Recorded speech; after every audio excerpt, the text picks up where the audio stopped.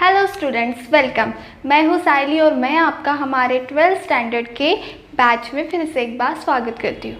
So students, हमने अब हमारे 12th स्टैंडर्ड के सॉल्यूशन चैप्टर को स्टार्ट कर लिया था, राइट। हमने उसमें पिछले लेक्चर में पढ़ा था solubility of solid in liquid, right. Solid की लिक्विड में हमने सोल्युबिलिटी देखी थी, राइट।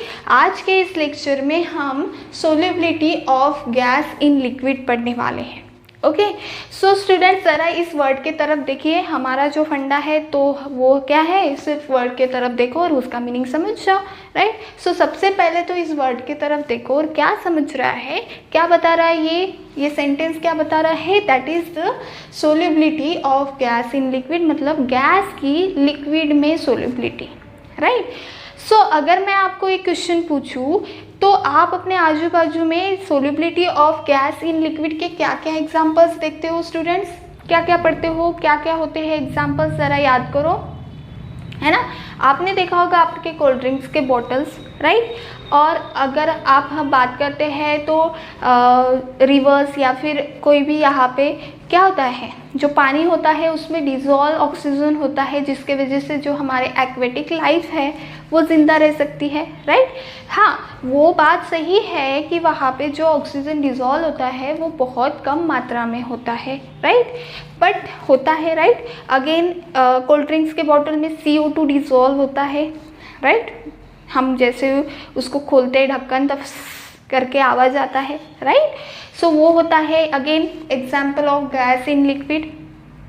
अगेन हम बात करेंगे तो हमारी हाइड्रोक्लोरिक एसिड HCl गैस जो होती है वो हाईली सोल्यूबल इन वाटर होती है, राइट। ये सारे एग्जाम्पल हमें क्या बताते हैं, किसके एग्जाम्पल है ये हमें बताती है कि how solubility of gas in the liquid, है ना। ये सारे एग्जाम्पल से हम समझ पा रहे हैं कि solubility of gas in liquid कैसे होता है, राइट।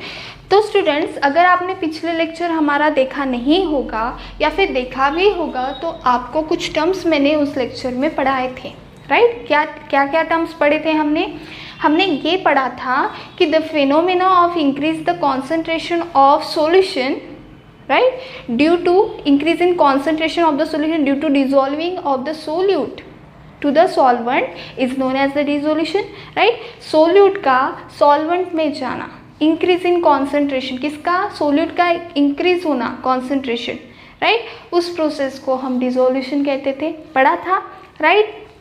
फिर हमने क्या पढ़ा था, क्रिस्टलाइजेशन पढ़ा था, right. The phenomena of collision of particle in a solution, क्या होता है, पार्टिकल्स का कोलिजन होता है, आपस में कोलिजन होता है, right, resulting in the separation of the solute particles. उसके वजह से क्या होता है, सोल्यूट पार्टिकल्स जो है वो सॉल्वेंट से अलग हो जाते हैं, राइट। उसी को हमने क्या बोला था स्टूडेंट्स, यस, क्रिस्टलाइजेशन बोला था, राइट। जैसे अगर हम क्रिस्टलाइजेशन की अगर बात करते हैं तो एक कॉमन एग्जांपल अगर हम बात करते हैं तो crystal of copper sulphate is obtain from the कौन से solution, by the crystallisation of copper sulphate solution, है ना। तो ये एक एग्जांपल है क्रिस्टलाइजेशन का, राइट। उस दिन मैंने आपको एक एग्जांपल भी दिया था, जो स्वीट्स होते हैं उसके ऊपर जो शुगर होती है वो क्या है, अगेन क्रिस्टलाइजेशन है, राइट। ठंडा हो जाने की वजह से शुगर बाहर निकल जाती है, राइट। सो ये सारे एग्जांपल है क्रिस्टलाइजेशन के। अगेन हमने क्या पढ़ा था, a phase when the number of solute particle is going into the solution, जो पार्टिकल सोल्यूट पार्टिकल्स क्या हो रहे हैं, सॉल्यूशन के अंदर जा रहे हैं, is equal to the solute particle separating out from the solution, right. Solution जितने सॉल्यूशन के अंदर जा रहे हैं उतने ही सोल्यूट पार्टिकल्स सॉल्यूशन के बाहर भी आ रहे हैं, राइट। इसको हमने क्या बोला था स्टूडेंट, इसको हम क्या बोलते हैं, ये कौन सी स्टेज होती है, ये स्टेज होती है इक्विलिब्रियम स्टेज, राइट। तो सारा ये सब हम पढ़ा था, राइट। मतलब कि ये जो सारे कंसेप्ट हैं हमने पहले ही पढ़े थे, राइट। तो अभी तक हमने क्या क्या देखा, डिसोल्यूशन देखा, क्रिस्टलाइजेशन देखा और इक्विलिब्रियम देखा, राइट। ये मैं आपको कंसेप्ट यहाँ पे फिर से एक बार इसीलिए रिवाइज कर रही हूँ क्योंकि अभी अब हम लोग जो solubility of gas in liquid पढ़ने वाले हैं तब आपके पूरे डाउट्स क्लियर होने चाहिए, राइट। नहीं तो डिसोल्यूशन की डेफिनेशन क्या होती है ये ढूंढने के लिए आपको पिछले लेक्चर में जाने की अभी ज़रूरत नहीं पड़ती है ना। सो स्टूडेंट्स ये सारे कंसेप्ट हमने पिछले लेक्चर में डिवाइस कर लिए थे। ओके, नाउ अभी हम देखते हैं कि solubility of gas in liquid पे ये होने के लिए कौन कौन से फैक्टर्स है जो solubility of gas in liquid पे डिपेंड होती है। Okay, so solubility of gas in liquid is highly affected by the temperature and pressure। Okay, so ध्यान में रखना सबसे बड़े फैक्टर्स कौन से हैं, तो टेम्परेचर और प्रेशर होता है। सो उसमें से सबसे पहले तो हम टेम्परेचर की बात करेंगे। ओके, सो टेम्परेचर की अगर बात करेंगे तो अभी आप थोड़ा सा इमेजिन करो, ठीक है, अभी आप थोड़ा सा इमेजिन करो और मुझे बताओ कि टेम्परेचर इंक्रीज़ हो रहा है तो क्या होगा, टेम्परेचर डिक्रीज़ होगा तो क्या होगा, मुझे ये बताइए। थोड़ा सा इमेजिन करिए, मान लो एक ऐसे कोई स्टेज है जिसमें लिक्विड है, राइट, लिक्विड भरा हुआ है और उसमें कुछ गैस पार्टिकल्स है, ठीक है, ये जो है ये गैस पार्टिकल डिसॉल्व भी है और कुछ सरफेस के ऊपर भी है, ठीक है। सो अगर मैं बोलती हूँ कि अगर मान लो हम इस टेम्परेचर, अगर हम इसको हीट कर दें, मतलब इसको इंक्रीज़ कर दें, टेम्परेचर को हम इंक्रीज़ कर दें, तो मैं बोलती हूँ कि इसकी जो सोल्युबिलिटी रहेगी वो डिक्रीज़ हो जाएगी। If I increase the temperature, अगर मैं टेम्परेचर को इंक्रीज़ कर देती हूँ तो सोल्युबिलिटी जो है वो डिक्रीज़ हो जाएगी। ओके, सो आप बोलोगे क्यों, ऐसा क्यों हो गया, बिकॉज जब हम मॉलिक्यूल्स को, गैस मॉलिक्यूल्स को लिक्विड में डिसॉल्व कर रहे हैं, है ना, द प्रोसेस ऑफ डिसोल्यूशन, मतलब to increase the concentration of solute in the liquid, है ना, हम कॉन्सेंट्रेशन ऑफ सोल्यूट का लिक्विड में इंक्रीज करने की कोशिश कर रहे हैं और यहाँ पे हमारा जो सोल्यूट है वो कौन है, गैस है, राइट। मतलब कि हम गैस को लिक्विड में डिसॉल्व कर रहे हैं, लिक्विड में डिसॉल्व करेंगे तभी हमारी सोल्युबिलिटी बढ़ेगी।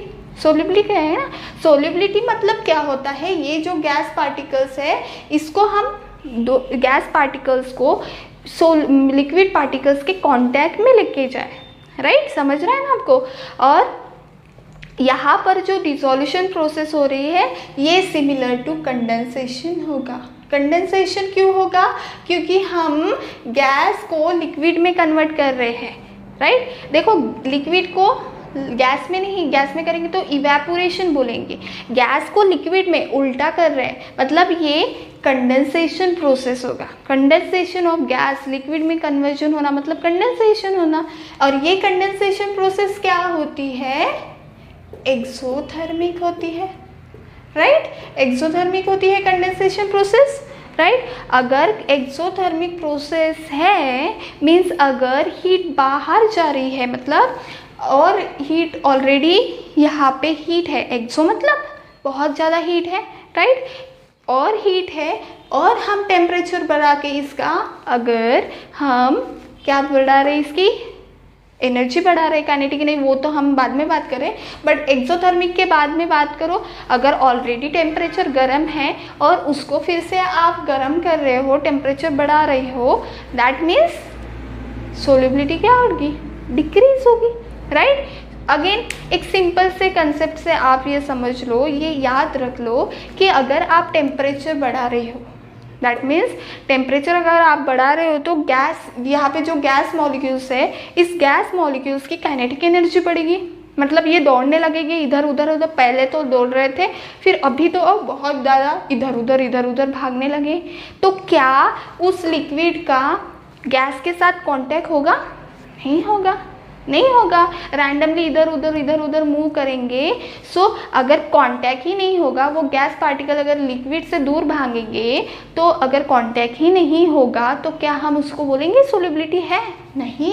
सो हम कहेंगे कि as the temperature increases solubility decreases. ठीक है, समझ में आया, मैंने आपको दो कंसेप्ट से बताया। ओके ना, दूसरा जो फैक्टर होता है वो होता है pressure. Okay, now increasing pressure by compressing gas is similar to the volume of increase। देखो प्रेशर का टर्म समझने के लिए मैं आपको एक ऐसा बताती हूँ, ठीक है। एक हमें डायग्राम ड्रॉ करना पड़ेगा, तब आपको समझ में आ जाएगा, ठीक है। सो देखो यहाँ पे जो है वो ऑलरेडी लिक्विड है, यहाँ पे है ना, हमारा जो लिक्विड है ये है। अगेन हमने क्या कर दिया, अभी इसमें गैस को डिसॉल्व कर दिया, राइट, और इसको ऊपर से बंद कर दिया है, मतलब पिस्टन अप्लाई कर रहे हैं। पिस्टन मतलब जितना प्रेशर है उतना ज़्यादा प्रेशर अभी नहीं है, और ये हमारे गैस मॉलिक्यूल्स है। ओके, दिख रहा है आपको? तो ये गैस मॉलिक्यूल्स हमारे अभी घूम रहे। तो गैस मॉलिक्यूल्स हमारे जो है, कुछ यहाँ पे गैस है और यहाँ पे हमारा सॉल्यूशन प्लस गैस है, मतलब कुछ गैस यहाँ पे भी होगी और कुछ गैस ऊपर में भी होगी। नाउ देखो इस केस में देखो वॉल्यूम कितना बड़ा है, इतना वॉल्यूम है, राइट, इतना वॉल्यूम है।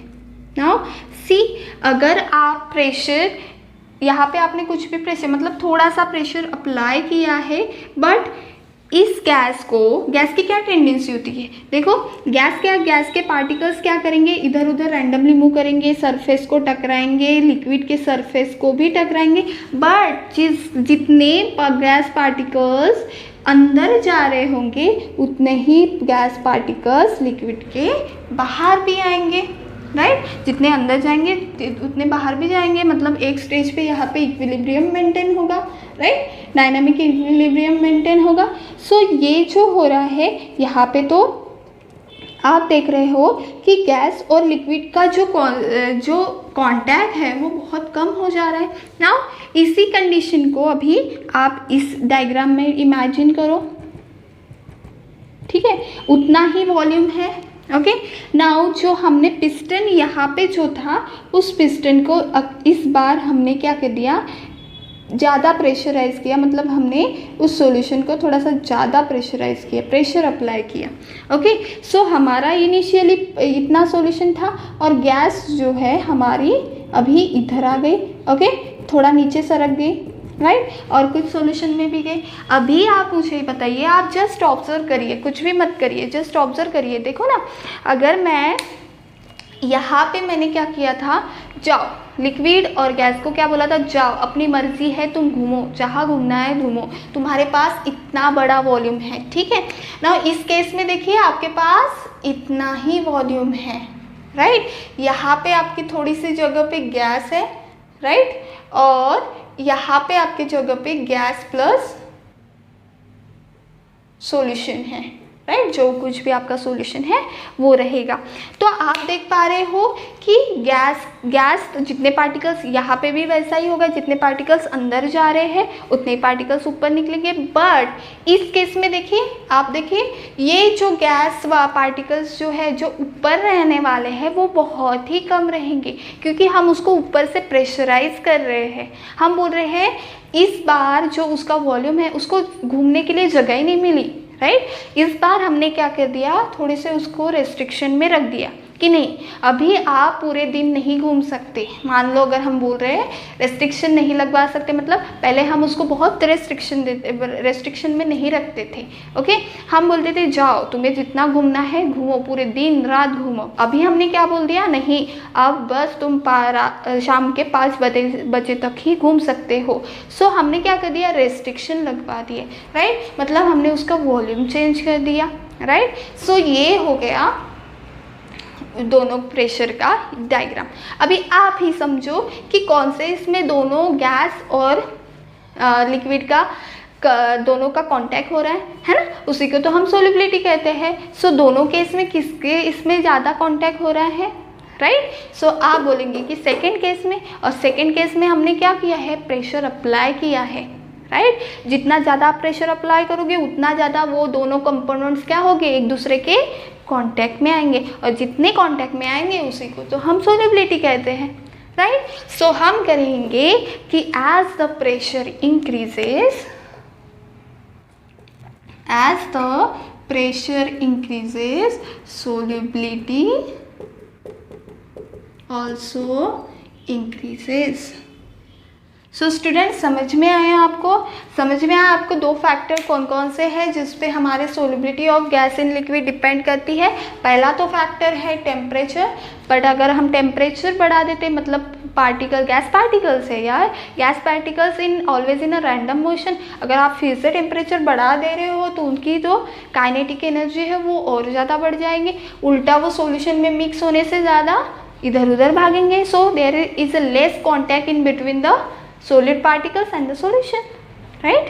और प्रेशर के बाद में अगर बात करते हैं तो अगर आप प्रेशर अप्लाई कर रहे हो मतलब आप there is a more contact in between the solution and the gas particles. So ये दो कंसेप्ट है जिस पे सोलिबिलिटी ऑफ गैस डिपेंड करती है. सो स्टूडेंट चलो इसका जल्दी से स्क्रीनशॉट ले लो. ये दोनों डायग्राम बहुत इंपॉर्टेंट है, मतलब समझने के लिए 2 मिनट में आपको ये आपका लाइट लग जाएगा और ये लिख लीजिए. ओके, तो चलो अभी इसका एक स्क्रीनशॉट ले लो. सो स्टूडेंट्स आपको solubility of gas in liquid समझ में आया? ओके, सो नेक्स्ट लेक्चर में हम अपने हेनरीज लॉ को स्टार्ट करेंगे. ओके, सो जल्दी से इसका फिर से एक बार स्क्रीनशॉट ले लो अगर आपने लिया नहीं होगा. So students thank you very much. मिलते हैं नेक्स्ट लेक्चर में. Bye bye.